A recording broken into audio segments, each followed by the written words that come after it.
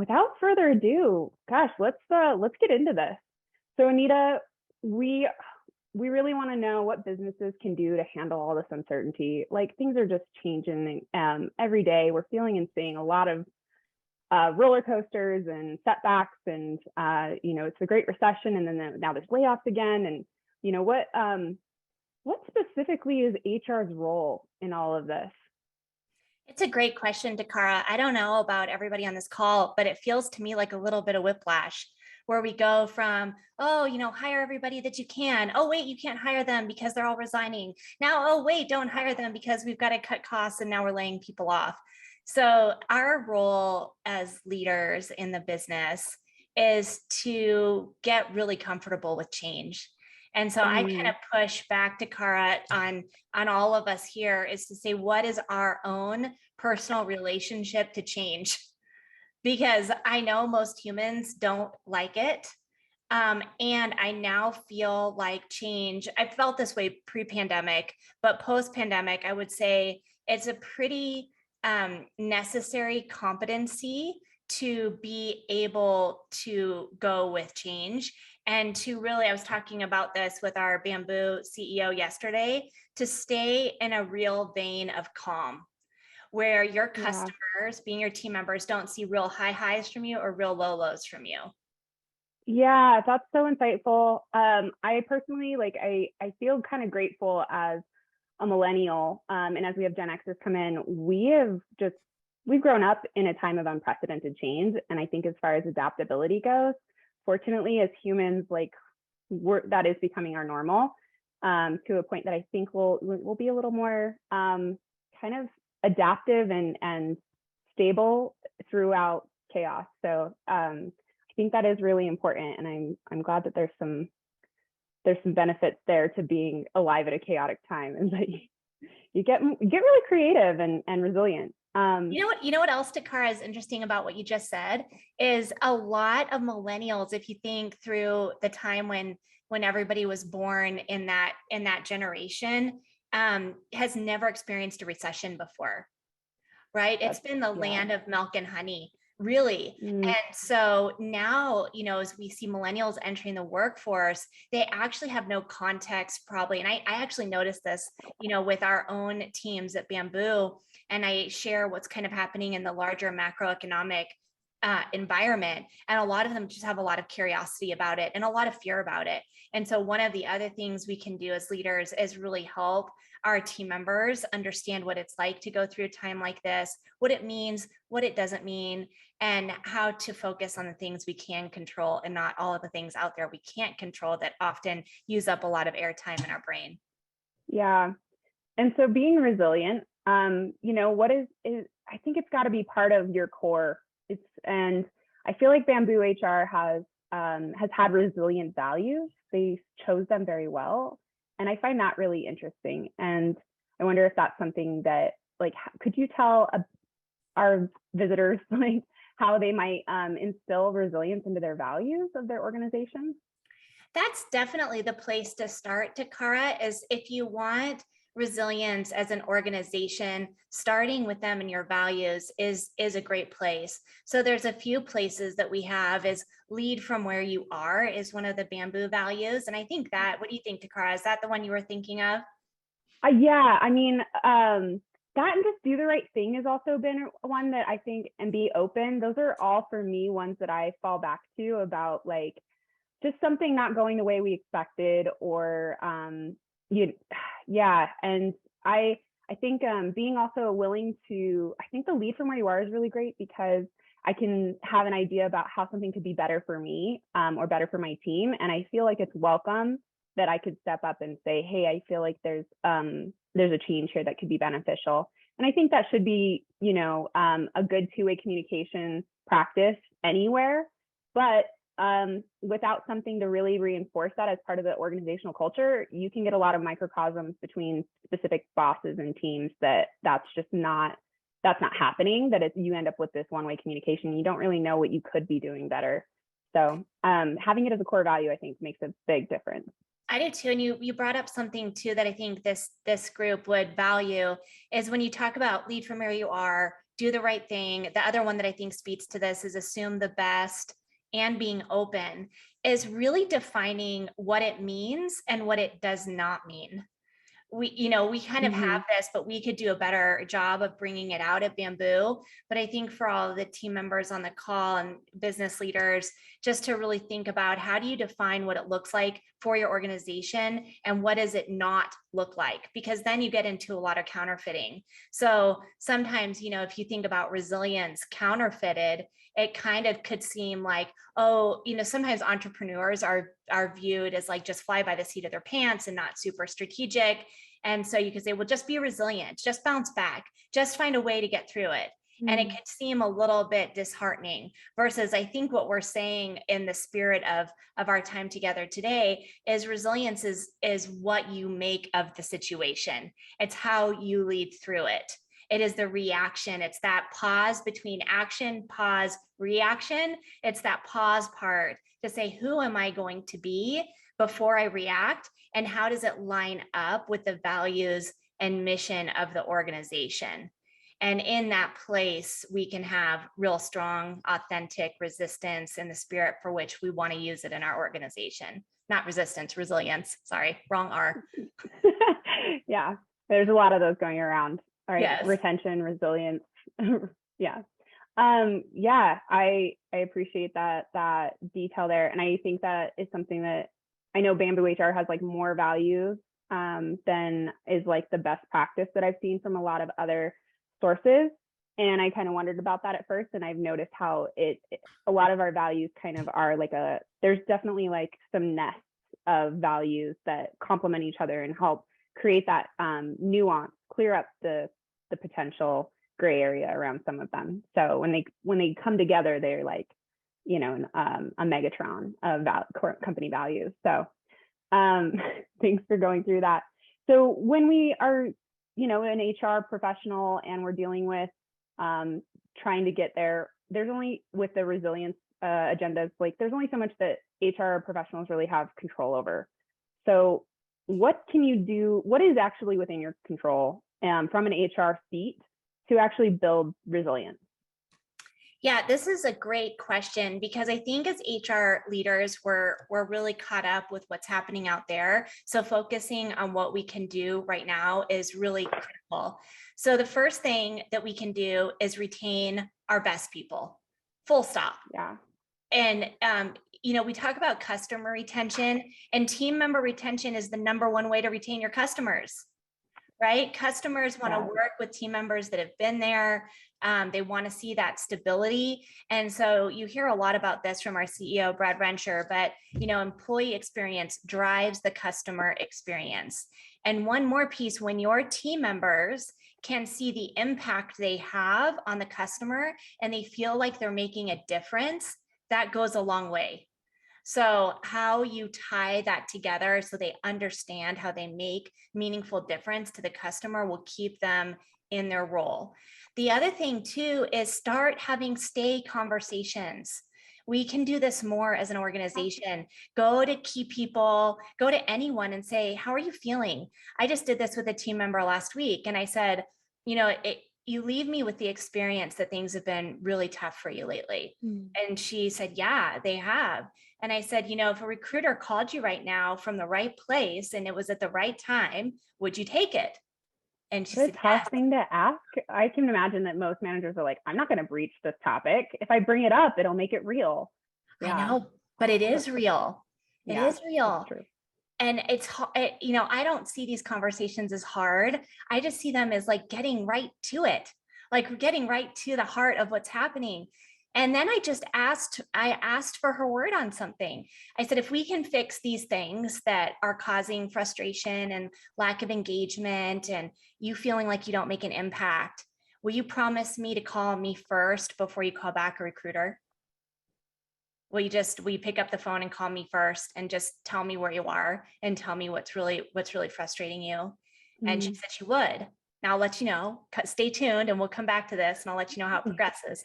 And having these conversations are things we just need to be doing more often. Another thing I'm really bad at, Takara, that I need to be better at. Cassie Whitlock on our team is awesome at this, she's great at starting every conversation with like, how are you? How was your Mm, weekend? I just want to jump into the work, right? I just want to get yeah. stuff done. It doesn't mean that I don't care. I just get really focused on the work. And Cassie has really taught me just to stop, especially because right now it's 2 o'clock Mountain. So I'm having like my cup of afternoon tea. I usually have skinny pop. And if I was in the office, I'd be going somewhere and having that and having a conversation where I'd ask you all those questions. How was your weekend? What are you up to? What's going on in your life? And since we don't have those casual collisions in an office space, we've got to create them in this Zoom room that we're in. And we've got to create time to build that connection. It's actually our theme at Bamboo for the year. It's called Connected. And it's, of all the places I've spent time in, big and small business together, I've seen so much progress on feeling connected at Bamboo. I've really noticed a big difference by just having the intention of focusing on that. And I think that's another thing in what you can control. You can create connection in your organizations. Yeah, it's been cool to be part of Bamboo before the Connected theme and during, and see the different approaches. And I think I've really noticed that Bamboo is like, is constantly reassessing the strategy of how we maintain our connection with this like remote and hybrid workforce. So that's definitely helpful. Thank you.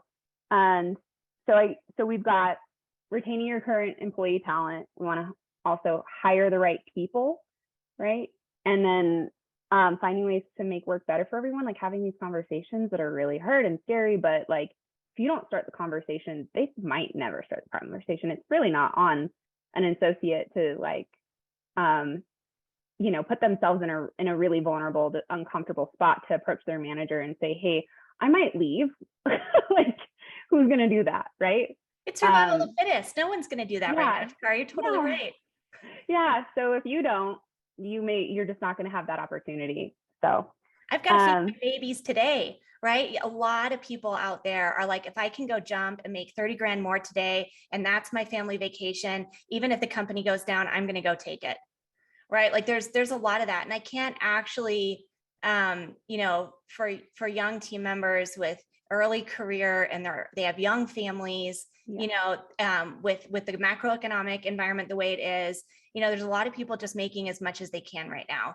And I've got to hand it to them, and I've got to respect that. And it's our job to know that that's what's happening. And we've got to know that there's other ways that we can make it different. So Takara, you said retaining is number one, and then we have to hire. So just like customer experience maps to team member experience, if we're not retaining our team members, they're not going to go hire great people for us. They're not going to go evangelize why they need to come. So it's like, it's both sides of this coin. So if they feel like they're being well taken care of, then they can go and hire the next cohort of great team members. So like those, but I always say retain first. A lot of people say hire, then retain. I don't think so. I really, if you take a takeaway, I want you to swap those two. I want you to retain is job one. And then when you feel like you have a good sense on retention, then let's go and look at who we can hire. And then how do we take care of that system? We can talk about that too. Yeah, that makes a lot of sense. I think that could be an entire conversation in and of itself. I bet that's really wise because if you hire great talent and you haven't figured out the retention piece, I mean, you're going to spend a lot onboarding this, awesome new talent. And then if you're not already walking the walk, you never, they may just not be, you're on probation just as much as the new hire as an organization. And they might be like, it didn't really, you really were not everything I expected you to be. So yeah, that retention piece coming before the hiring piece sounds pretty critical.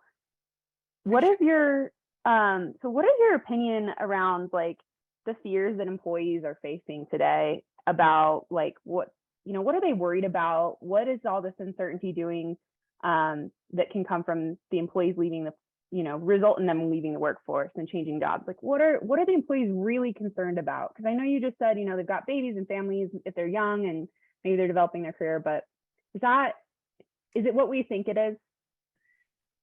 Well, so let's start with the data. We did a great survey. Takara, your team did a survey on this, and it was awesome. Where 33% chose to retire. I don't know if you're all seeing this, but I've had almost every doctor and every teacher I know in my network retire. right? So there's things out there that are saying, hey, I just want to get out of this racket. So that's happening. We saw that 19% out of this survey were just dissatisfied. It was kind of just like, I just don't want to put up with it anymore. So I'm just going to take my time out.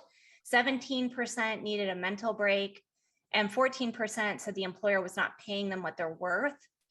And 12% actually said unethical reasons. Takara, can I go ahead and post this in the chat so everybody can see it? Because I think that's a great idea. It's probably hard to follow along exactly, and we definitely don't want to blow right past everybody.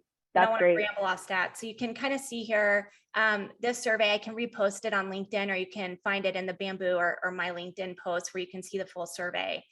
I think pre-pandemic and the surveys that I've done, that would say I don't have a chance to grow in my job was number one. I still think that's in here somewhere, even though we're not seeing it. It was, I don't like the person that's leading me. For whatever reason, pick your poison. And then comp is always in the top 5. But what's interesting is we don't see it in the data as the main driver. Now, if I went and talked to all of my hiring managers at Bamboo, they would tell me comp is number 1. But the data doesn't line up with it as a number 1. So there's work to be done there too. But I don't know about y'all. Have you ever met somebody that feels like they're paid what they're worth? I haven't yet. If you have, please send me a note. I'd love to meet this person. And I don't care what time of world it was in. I've just never met the overpaid team member yet. Yeah, that's a good point. I think, and I wonder too, like with with layoffs happening and stuff, like some people might be, assuming that they're just like jumping ship before everybody else. Like how do we, address the company like viability, like PR, like what's the, I forgot that PR term that you're like the optics. Yes. Like company optics, right? Should you be staying? Should you fight to stay? Should you turn down other stuff? Like, is this a great place to, like, do you have that, not just growth in your current role, but as a company as a whole, are you secure in some way? Yeah, I love this question, Takara. So when we first opened up, we talked about resilience and change and how change needed to be a core part of who we are as HR leaders, right? We need to find comfort with change first before we can push our organization to be comfortable with change. Like, right? Because if we don't believe it, then no one else is going to believe it. Takara, I think your question here is, it goes to us first. So the first thing is to look at who am I as an individual and what's important to me at this time. We saw a lot of our early career team members do the same survey, said, I can leave and I don't need to come back for 6 months. I've got ways to get health insurance. I've got ways to get money. I've got people that are going to take care of me. I don't need you, employer. And that was part of the COVID hangover, I call it, where team members really saw that there was no loyalty, especially the bigger companies, right? There were just widespread layoffs, and they were like, hey, I don't want to be at the whim of the man, right? I don't want somebody just to come in and take away my job, and I have no say. So I'm going to exit and take care of myself. So I think that's what we saw coming in. Now the headwinds are changing, and we're going to see something different here, I think, through this changing economy. And so go back to you. What's important to you as an individual? Do you really feel unsatisfied in your role and you want to learn something else? You're not aligning with the company and feeling passionate about the company. That's the other thing we saw in our survey, is connection to stability started to matter, where people are like, even though healthcare has got pummeled in the last 2 years, we're always going to need people in healthcare. So I want to work at somewhere that's stable. If you're taking care of dependents and loved ones, insurance is going to play in. I had somebody text me last night. She's a realtor here in Utah. Her husband has had some challenges, and she's like, I just can't be on my own anymore. I want to be part of a team. I want to feel like I can contribute, and I need health insurance. So I think people are, because it's still hard to secure that outside of the context of a day job. And so I'd encourage all of you to do this inventory for yourself. What's important to you? What makes you stay at the job that you're at? And what could somebody offer you that would make you go for yourself? Because I guarantee you what you discover on your own is going to be probably plus or minus what 80% of your team members feel too. And then I would go out and ask them. We don't ask them enough. What are your biggest fears? Takara, this was the question. What are the biggest special fears? sauce. You gotta ask. Yeah, go ask them. Takara, what are your biggest fears right now? If Bamboo could wave the magic wand and take away all your fears, what would it look like for you? And what does sunshine and rainbow look like for you?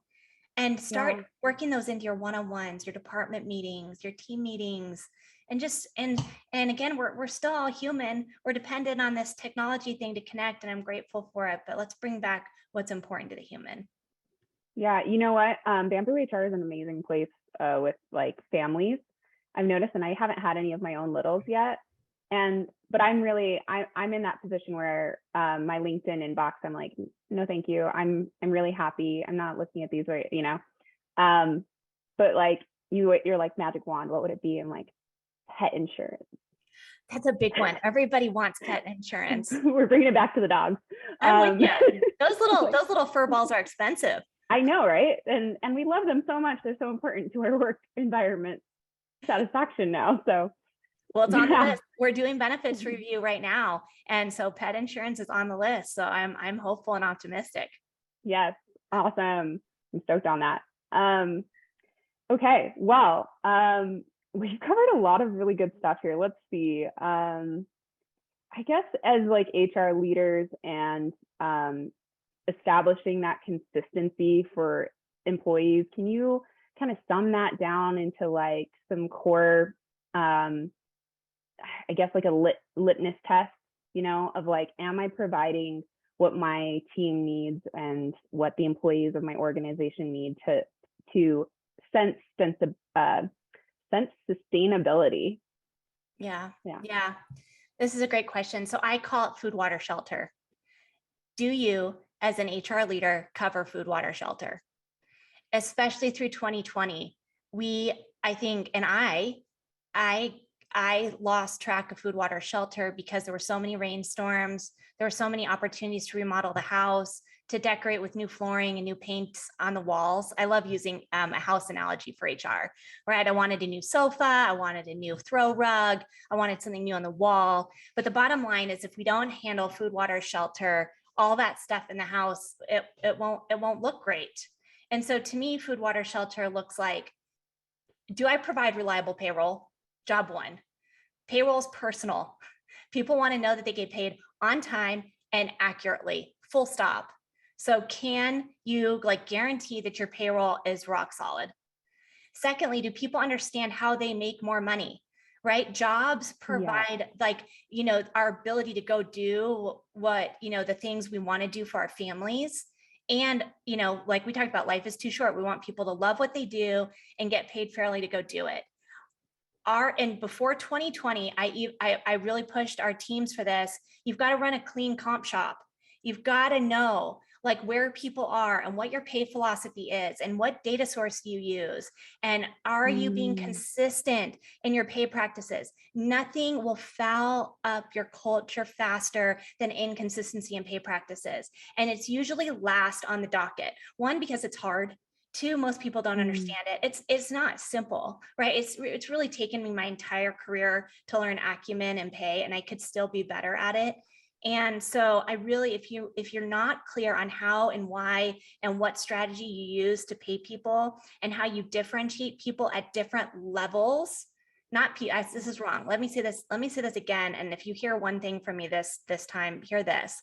Not how you differentiate people, how you differentiate the role and the level based on the job to be done and impact to the strategy of the business.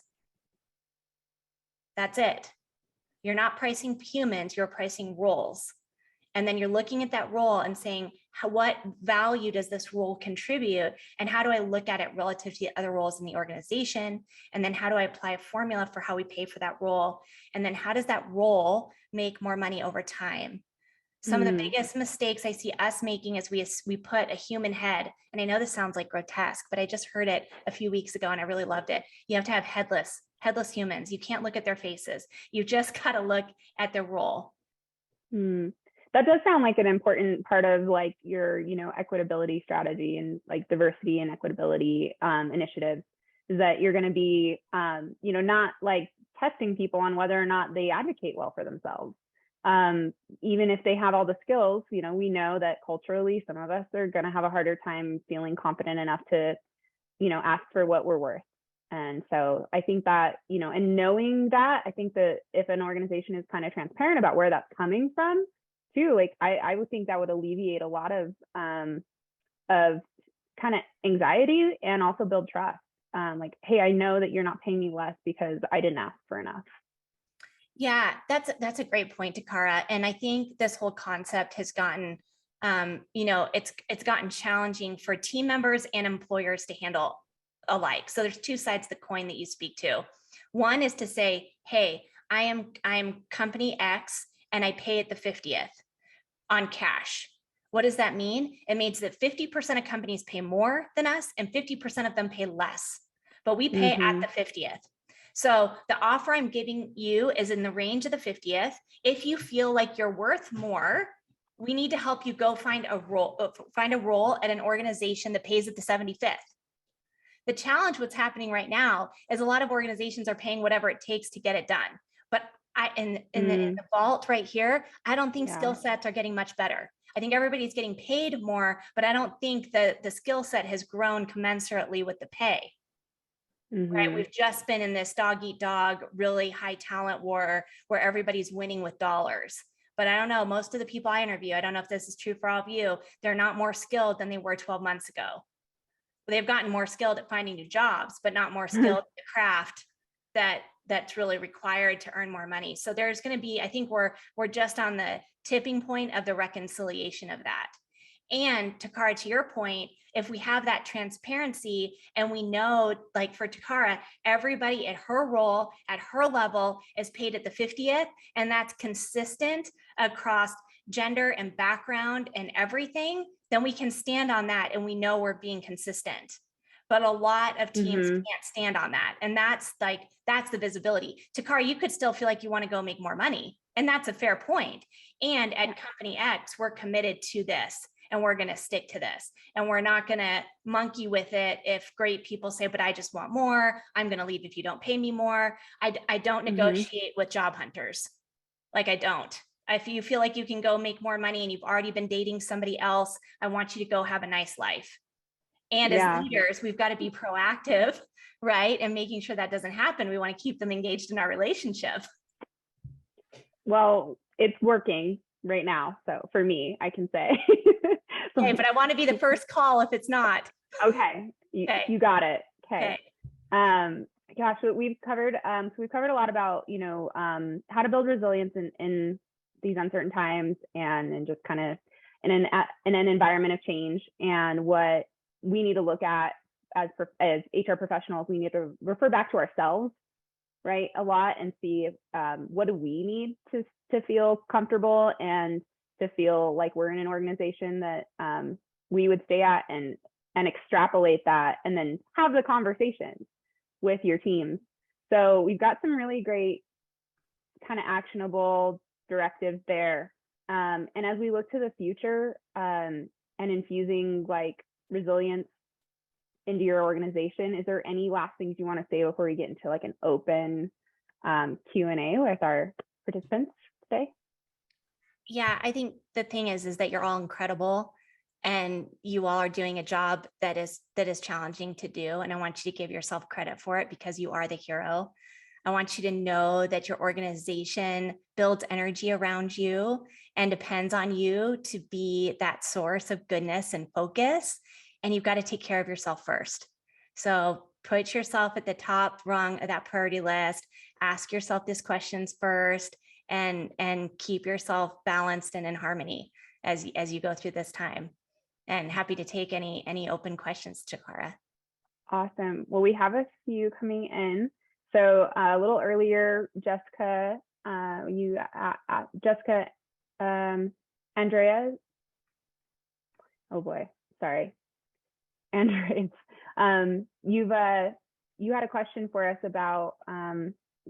Well, do you want to ask it yourself? We're trying to like really get to know each other here. So if you're willing to come off mute and ask yourself, we'd be happy to have you.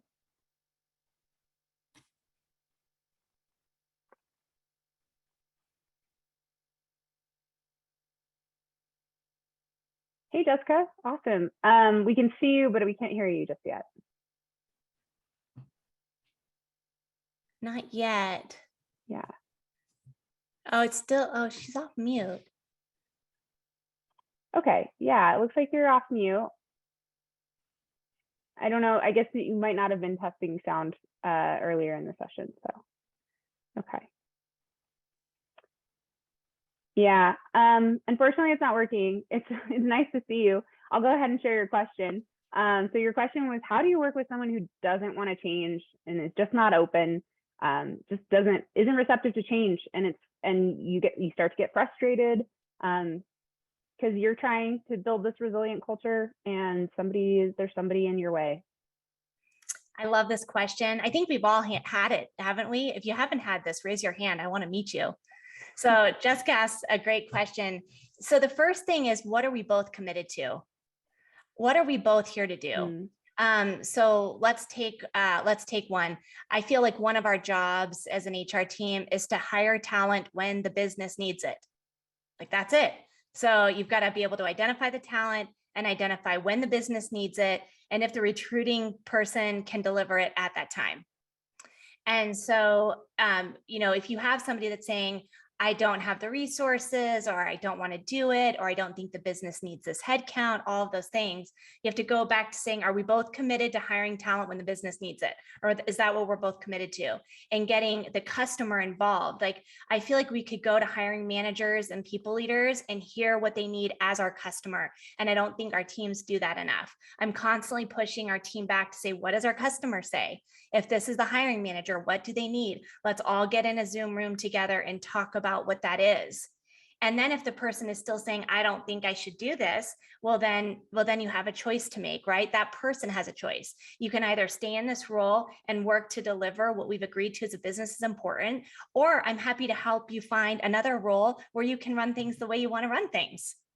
And it doesn't have to be heavy. I really want to, we have so much heaviness in the world. The other, if I could give you all a virtual gift, it just package it up and be up, light, and direct. And it doesn't have to have all this weight on us. And say, if this isn't what you want to do and you're not happy doing it, that's okay.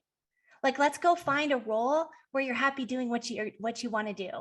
Or let's really talk about what's driving you to feel like you don't want to go in this direction. What is it I'm not seeing? What is it I'm not hearing? I like putting it on myself, because then it gets them to open up and really talk to me.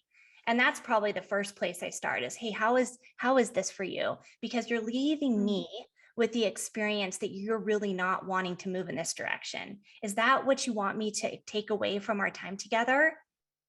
And they'll be like, no, right? This is what I mean. But really just trying to step away from the core issue and say, hey, it's on me. I feel this way. How do you see it? And aligning from that point to go forward. Is that useful? Okay. Yeah, I think that's great. I'm curious too. I mean, I've had the experience where the person who didn't want to change is maybe not someone I manage.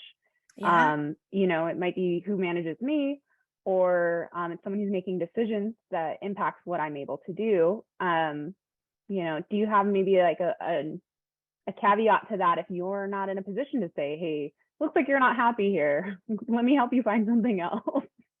Yeah, that's such a good point, because a lot of us are in positions where we have to work with other people where we don't have that hierarchy to work through.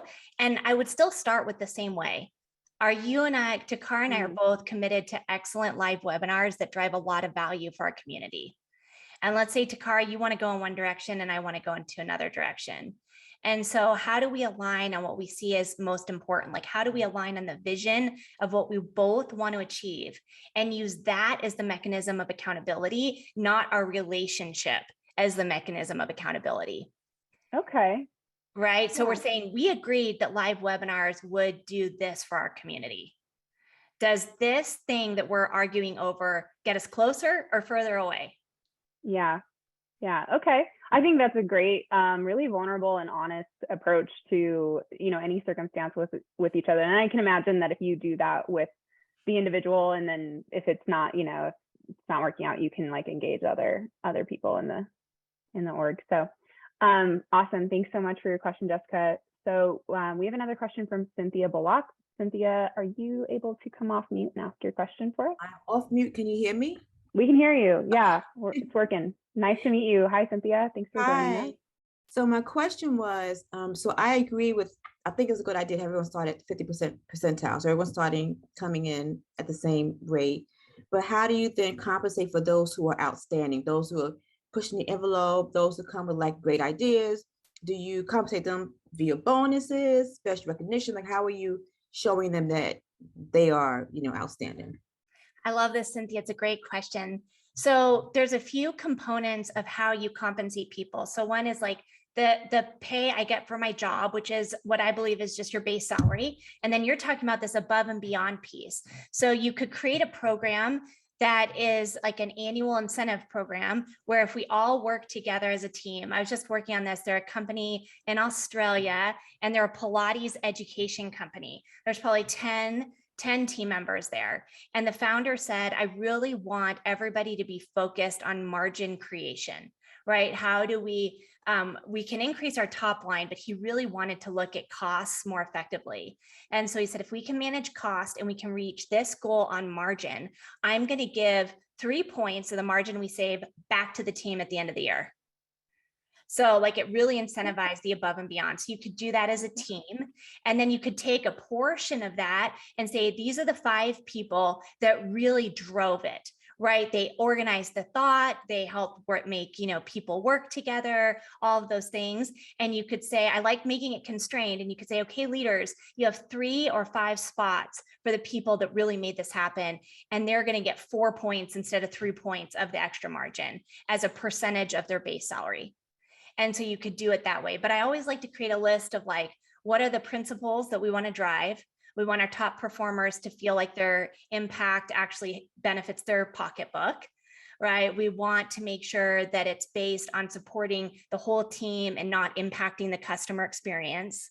We want to make sure that these people are also role models and demonstrations of our values, right? Because you don't want to have a whole X, doing it at all costs. And everybody on the team doesn't like them, but they get the most bonus. We've all worked with that person. So you kind of put some criteria in place. And so you can use it on a quarterly basis. You can use it on a monthly basis. You can use it on an annualized basis, but really kind of going back even to these high performers and getting them together and say, hey, what would be meaningful for you to help you go above and beyond?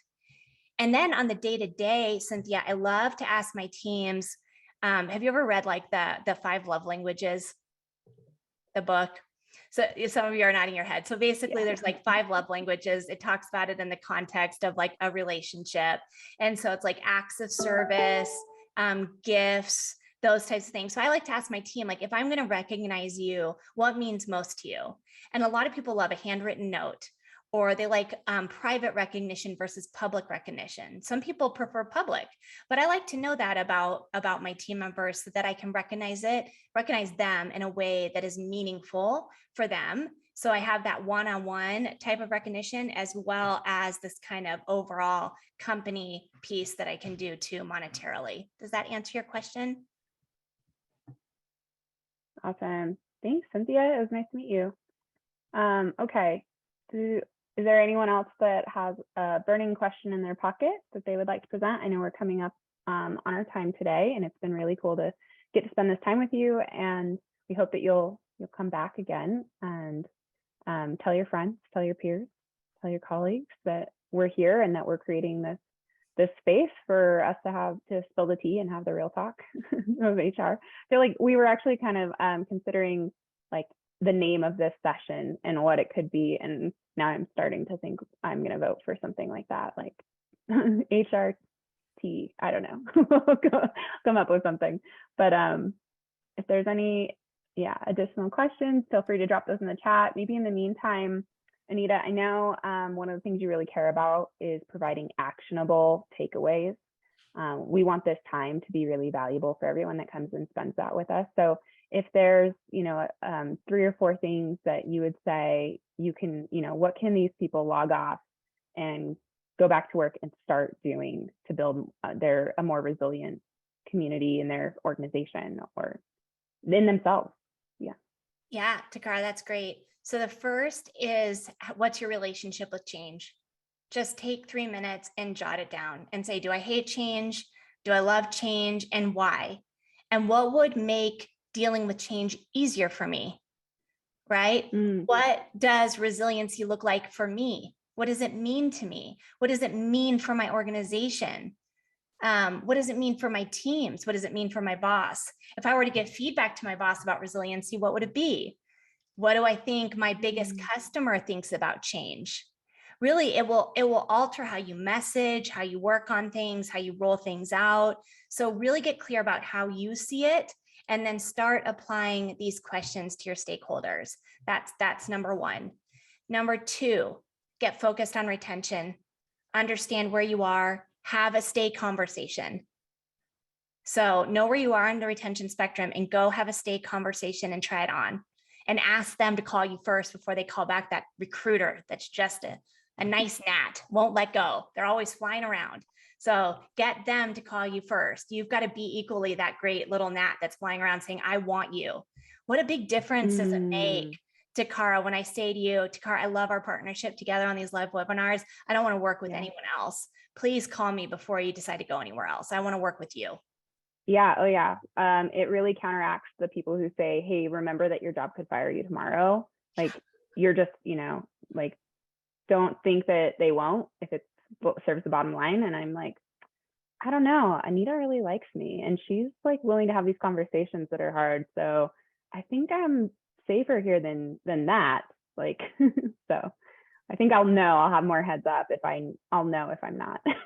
Totally. Yes. So do that and have the conversation. Tell them that you want them to stay, and think about that.